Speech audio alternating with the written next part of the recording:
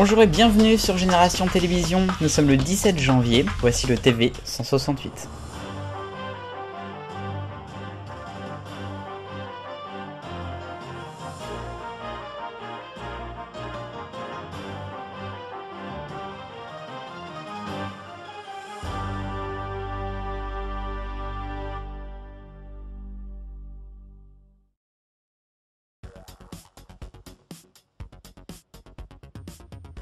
À la une du TV 168, la suite du feuilleton dans le football français. Et je peux vous dire que ça a été une semaine sacrément mouvementée pour la Ligue de football professionnel.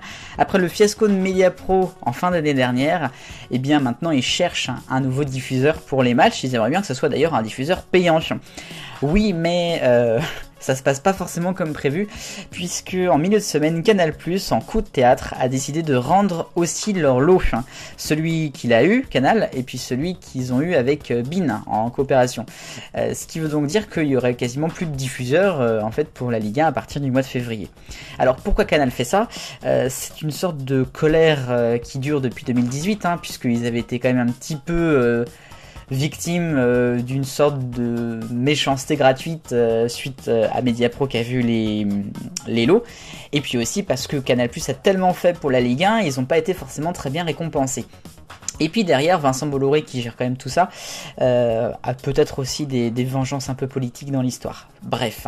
Sinon, il va bien falloir trouver des diffuseurs là pour au moins la fin de la saison, puisque à mon avis ça va pas se régler tout de suite. Figurez-vous que M6, TF1 et France Télévisions, oui vous entendez bien, ont décidé de proposer leur antenne pour diffuser les matchs d'une manière plus ou moins gratuite pour la fin de la saison. Waouh!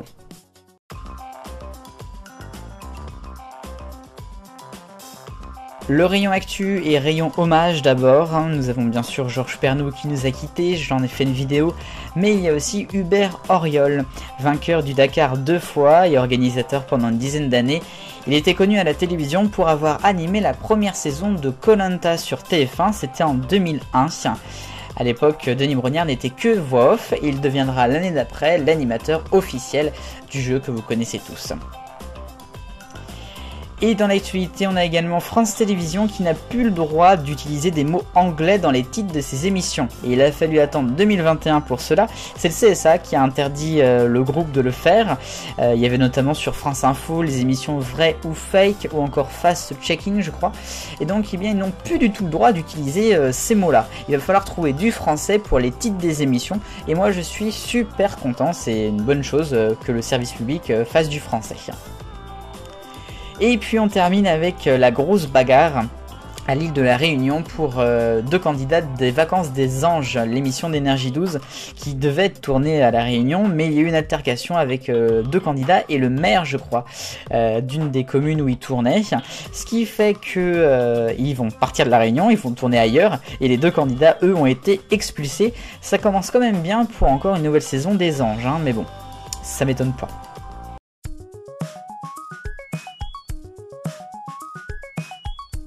Et dans mon arc-en-ciel des audiences, on commence avec le rouge et Apprendre ou à laisser sur C8 jeudi soir qui fait un petit 589 000 téléspectateurs. Pour ce qui est de France 2, c'est le orange avec Prenez soin de vous, l'émission de Michel Simès qui fait un score semblable à la première mais ça reste faible pour un mardi. Ensuite jaune avec M6, l'opération Renaissance de Karine Le Marchand qui franchement moi je lui ai redonné bien plus et il a fait que 1 800 000, c'est quand même très faible. Ensuite en vert nous avons 28 minutes sur Arte en access qui a enfin passé le million de téléspectateurs et c'est mérité, c'était mercredi.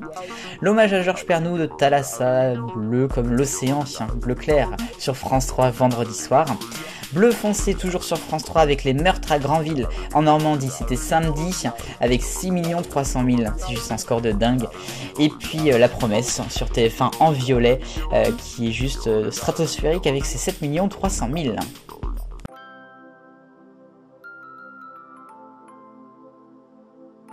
Le focus maintenant sur l'incendie d'un émetteur, encore et toujours.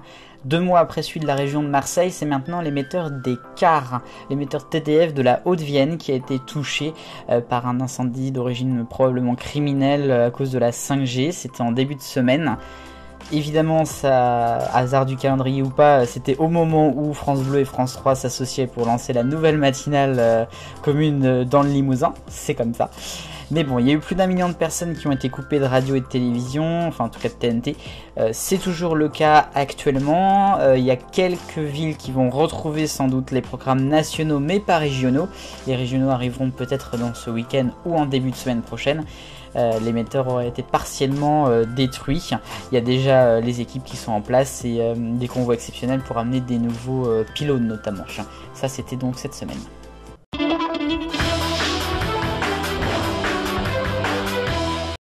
Mon point gain sur Cyril Hanouna. Ouais, décidément il n'y a que des feuilletons dans l'émission aujourd'hui. On va parler de lui puisque cette semaine il a encore continué sa guéguerre avec TF1. Vendredi, C8 a envoyé une lettre de mise en demeure à TF1 car ils ont fait une copie. Car ils ont fait tout simplement une plagiat. La Grande Incruste, l'émission de Camille Combal, serait en fait tout simplement une idée de Cyril Hanouna. Ils ne sont pas contents du tout parce que c'est la même chose. Alors oui, certes, Combal faisait la même chose chez Hanouna, chez la 8 pendant des années. Est-ce que c'est lui, Hanouna, le créateur des incrustes, des surprises et tout ce que tu veux? Je suis pas certain non plus. Faut peut-être redescendre un peu.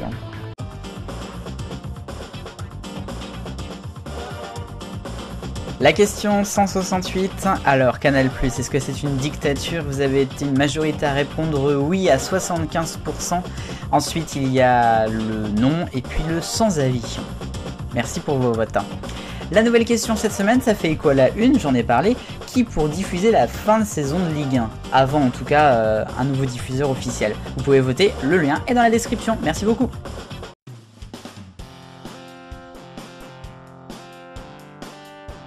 L'agenda du TV 168 et lundi c'est le Blue Monday, le lundi le plus triste de l'année, mais il y aura quand même des nouveautés à la télé.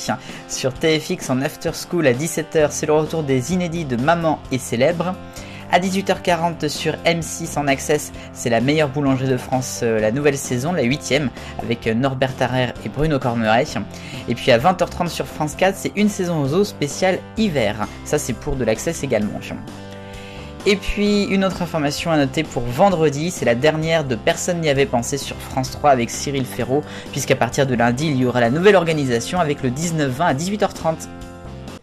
Ainsi va la télévision en ce dimanche 17 janvier. Merci beaucoup d'avoir suivi le TV 168.